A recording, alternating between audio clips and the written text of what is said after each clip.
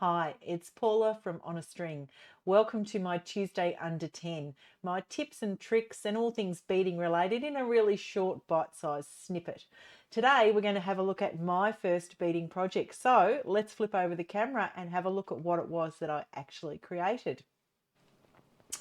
Okay, you can see here on screen this pair of earrings that I created this is probably near enough 20 something years ago now.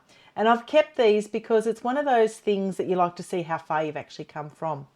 I saw this design in a magazine and I thought, oh, I think I could make them. I had literally no idea though what was entailed with making them. I know I went out to my husband's garage and got some fishing line, and this is actual probably about 20-pound fishing line if I think about it now that I've used in this. I found some little wires and beaded some wires together. I popped an earring finding, my least favourite fish hook type of finding. I wouldn't use this sort nowadays.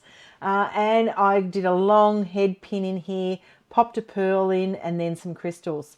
This one here, I've actually lost the earring finding, so I don't even know where that is.